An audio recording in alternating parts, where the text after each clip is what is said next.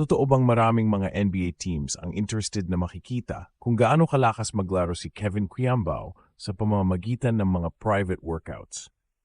Well, according sa mga reports, ay totoong mayroong multiple NBA teams ang nagka-interes kay Kevin Quiambao.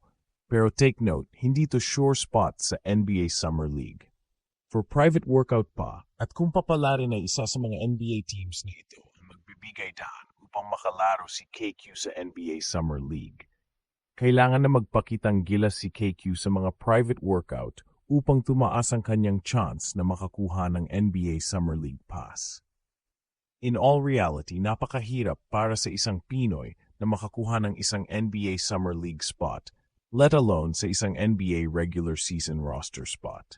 Kaya kailangan ni Kevin Quiambao ang ating suporta at prayers dahil hindi madali ang kanyang pagsabak sa NBA.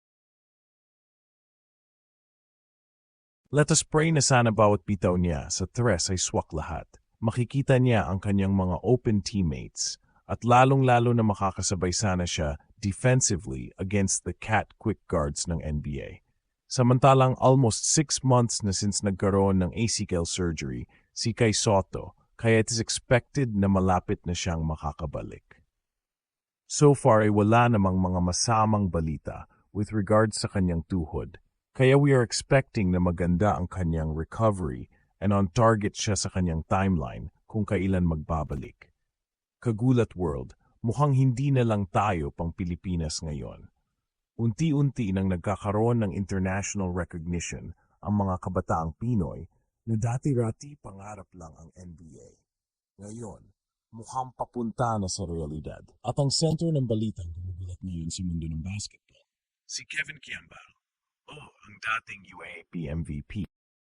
Ang leader ng Lasal Green Archers ay hindi lang basta umaasa, pinagagawan na raw ng ilang NBA teams para sa mga private workouts. Pero totoo ba talaga to? O isa lang sa mga tsismis na sumasabog sa social media? Ayon sa ilang insider sources, hindi raw ito haka-haka. Multiple NBA teams na mismo ang nagpaabot ng interest para makita si Kevin Quiambao sa private workouts, isang eksklusibong pagkakataon kung saan sinusubok ng mga NBA scouts kung may potential nga ba ang isang player para makasama sa Summer League. Pero linawin natin, kagulat world, hindi pa ito sigurado. Wala pang kasiguraduhan na may Summer League slot si KQ.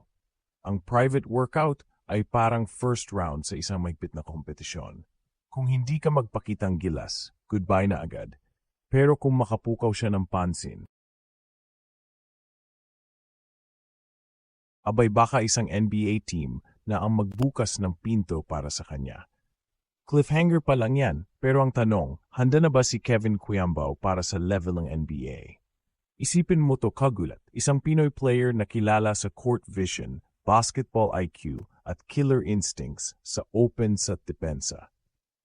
Sa UAA pa lang, parang laro-laruan lang ang mga kalaban. Pero sa NBA, ibang usapan na. Kailangan niya makipagsabayan sa mga 6'8 na forwards na parang guards gumalaw, sa mga guards na parang kidlat sa bilis, at sa mga plays na parang chess game sa bilis ng decision making. Kaya itong phase na pinapasok ni KQ ngayon ay sobrang critical. Hindi lang ito laban ng talento, laban ito ng disiplina, tiwala sa sarili, at panalangin. Kaya kagulat, ngayon pa lang, sama-sama tayong magdasal para sa bawat tira ni KQ sa private workout, bawat assist, bawat hustle play.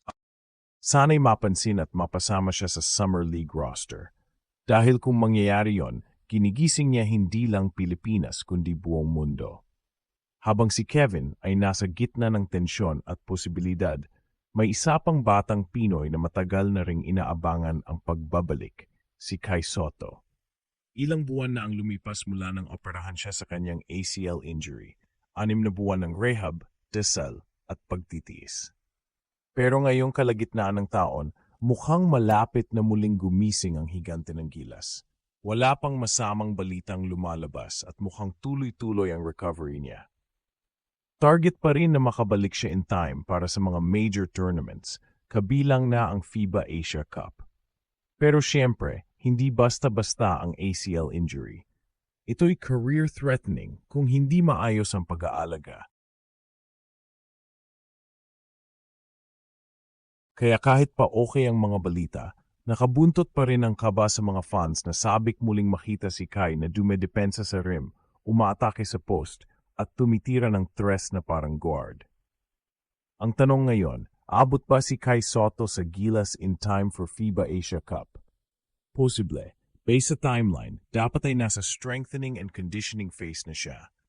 At kung walang setbacks, baka nga masilayan na natin muli ang Kai Soto na puno ng tapang, gilas, at pusong palaban para sa bayan. At kung tutuusin, sakto ang teaming. Sa pagbabalik ni Kai, makabuo ng mas malakas at mas handang Gilas Pilipinas. Imagine mo, kagulat, Kevin Quiambao sa NBA workouts, Kai Soto muling sasabak sa international stage, parang sabay na panaginip na unti-unting nagiging totoo. Ngayon, Kagulat World, ito ang panahon na kailangan nila ang ating suporta. Hindi lang ito tungkol sa basketball. Ito ay laban ng bawat Pilipinong nangangarap. Sa bawat dribble ni KQ sa harap ng NBA scouts, dala niya ang bandera ng Pilipinas. Sa bawat talon ni Kai, habang pinapalakas ang tuhod niya, dala niya ang pag-asa ng milyon-milyong Pinoy fans. Hindi lang sila atleta, sila ang simbolo ng determinasyon, ng huwag susuko at ng kaya natin to kahit sinong kalaban.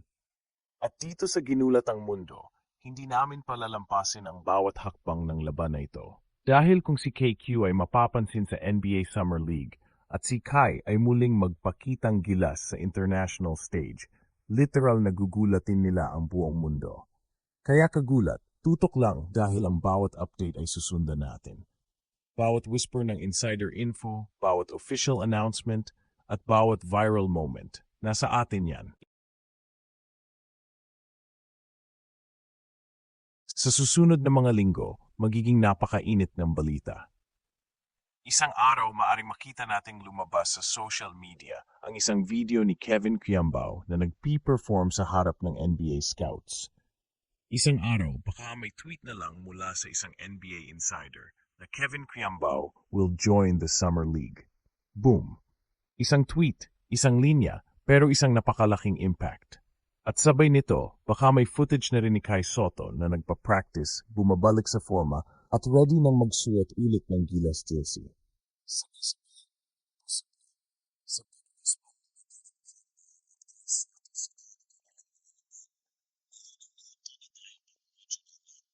Unti-unti nang ginugulat ng mga batang Pinoy ang basketball world.